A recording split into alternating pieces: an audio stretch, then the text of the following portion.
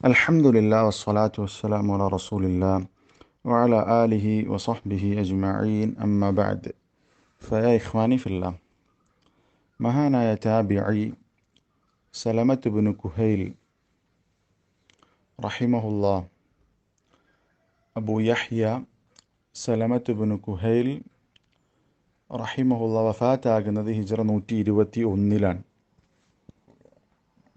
അദ്ദേഹം പറയാണ് كان يقال شهر شعبان شهر القراء كان يقال പറയപ്പെടാറുണ്ട് ഷഹറു ഷഅബാൻ ഷഅബാൻ മാസം എന്നുള്ളത് ഷഹറുൽ ഖുറാ ഖുർആൻ പാരായണം ചെയ്യുന്ന ആളുകളുടെ മാസമാണ് എന്ന് പറയാറുണ്ട് എന്നാണ് അദ്ദേഹം പറഞ്ഞിട്ടുള്ളത്. നമ്മളിപ്പോൾ ഷഅബാൻ മാസത്തിലാണുള്ളത്. മഹാന്മാരായ മുൻഗാമികൾ സലഫുകൾ റമദാനിലേക്ക് ഒരുങ്ങുന്നതിൻ്റെ ഭാഗമായി ഷഅബാനിൽ ഇബാദത്തുകൾ വർദ്ധിപ്പിക്കാറുണ്ടായിരുന്നു. നബി സല്ലല്ലാഹു അലൈഹി വസല്ലം പ്രത്യേകം പ്രോത്സാഹിപ്പിച്ചിട്ടുള്ള ഷഅബാൻ മാസത്തിലെ നോമ്പ്, നബി സല്ലല്ലാഹു അലൈഹി വസല്ലം ഷഅബാൻ മാസത്തിൽ ധാരാളമായി നോമ്പെടുത്തിരുന്നു എന്നുള്ളത് ഹദീസുകളിൽ സ്ഥിരപ്പെട്ട കാര്യമാണ്.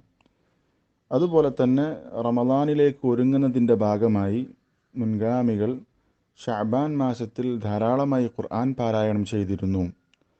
ഖുർആൻ ധാരാളമായി പാരായണം ചെയ്തിരുന്നു എന്നുള്ളത് അവരുടെ വാക്കുകളിൽ നിന്നും ചരിത്രത്തിൽ നിന്നും മനസ്സിലാക്കാൻ സാധിക്കും. അതുകൊണ്ടാണ് ഷഅബാൻ മാസത്തെ ഷഹറുൽ ഖുറാ, ഖുർആൻ പാരായണം ചെയ്യുന്നവരുടെ മാസം എന്ന് പറഞ്ഞിട്ടുള്ളത്. നമ്മളും റമദാനിന് വേണ്ടി ഒരുങ്ങുന്നതിൻ്റെ ഭാഗമായി ഖുർആൻ പാരായണം, അതിൽ ശ്രദ്ധ കൊടുക്കണം. ഷഅബാൻ മാസത്തിലെന്നല്ല, എല്ലാ സന്ദർഭങ്ങളിലും ഖുർആനുമായിട്ടുള്ള ബന്ധം, ഖുർആൻ ധാരാളമായി പാരായണം ചെയ്യുന്ന വിഷയം, അത് പഠിക്കുന്ന വിഷയം, പഠിപ്പിക്കുന്ന വിഷയം, അത് മനഃപ്പാഠമാക്കുന്ന കാര്യം, ഇതിലൊക്കെ നമ്മൾക്ക് അതീവ താല്പര്യമുണ്ടാകണം.